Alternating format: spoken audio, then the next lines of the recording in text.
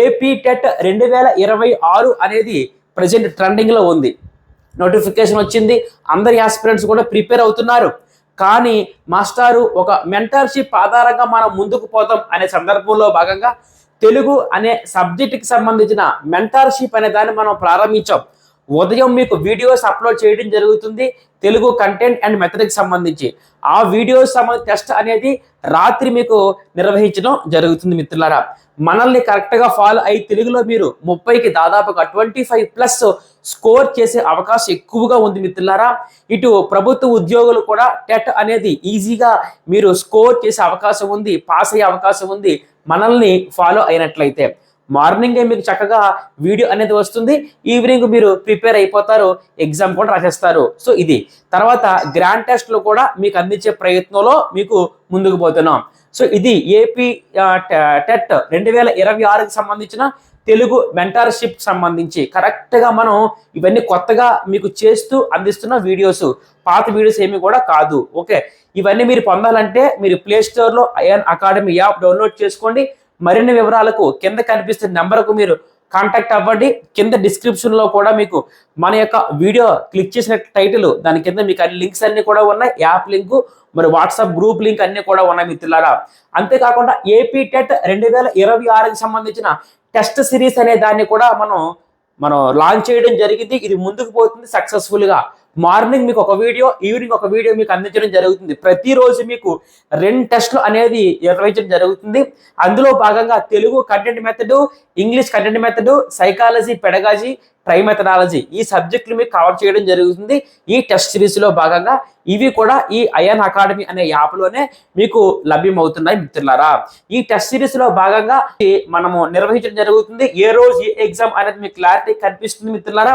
అలా మనము డే మరి 46 వరకు కూడా నిర్వహించడం జరిగింది మిత్రులారా, 46 వరకు. సో క్లారిటీగా మీకు షెడ్యూల్ ఇవ్వడం జరుగుతుంది. ఆ షెడ్యూల్ ప్రకారంగా మార్నింగ్ వీడియో, మార్నింగ్ ఈవినింగ్ మీకు టెస్ట్లు అనేది నిర్వహించడం జరుగుతుంది. దాదాపుగా రోజుకి మరి 50 మినిమము 50 నుంచి 100 లేదా 150 వరకు కూడా మీకు బిట్లు అనేది నిర్వహించడం జరుగుతుంది మిత్రులారా. దీనికి సంబంధించినటువంటి మిత్రులారా దీనికి పీడిఎఫ్ అనేది కింద వాట్సాప్ గ్రూప్ ఉంది, అక్కడ మీరు జాయిన్ అవ్వండి.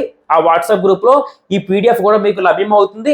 మీరు చక్కగా ముందుగా ప్రిపేర్ అయిపోయి చక్కగా ఎగ్జామ్స్ అనేది బాగా రాసే అవకాశం ఉంది. సో ఇది దీనికి సంబంధించిన టెస్ట్ సిరీస్. ఏం చూసామమ్మా అని అడిగినట్లయితే పాఠం పేరు ఏం పేరు అని అంటే, పాఠం పేరుగా మనం ప్రస్తావించవచ్చు పరివర్తన.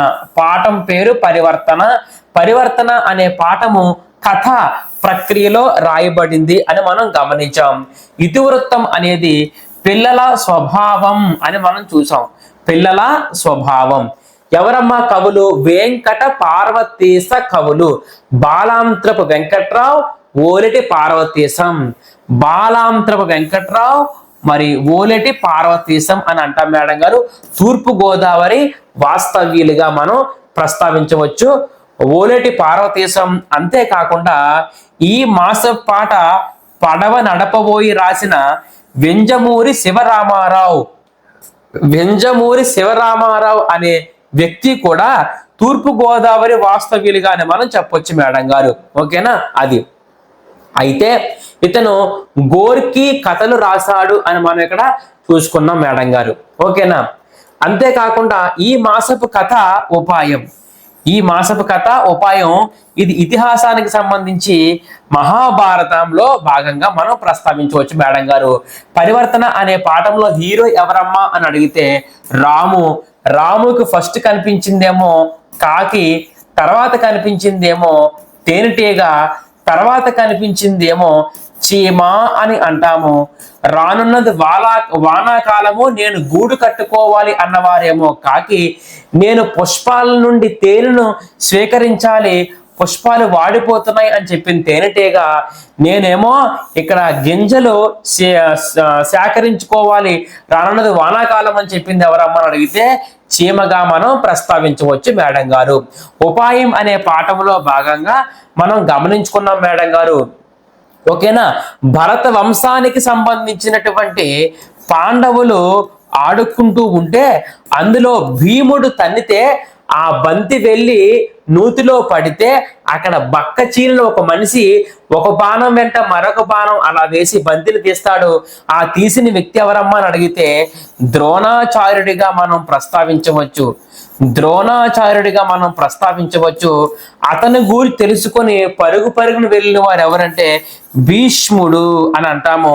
ఓకే, అయితే ఈ భీష్ముడే మరి మా మా మా మనుమలకు విలువిద్య నేర్పండి అని కోరి పాండవులకు గురువు అయ్యాడు ద్రోణాచార్యుడు అని మనం చెప్తాం. మన యొక్క ప్రతిభే మనల్ని ఉన్నత స్థాయిలో నిలబెడుతుంది అని తెలియజేసేదే ఉపాయం అనే పాఠానికి సంబంధించిన ఈ మాసపు కథగా మనం ప్రస్తావించవచ్చు మేడం గారు. ఇది 4th క్లాస్ 4 పరివర్తన అనే పాఠానికి సంబంధించి.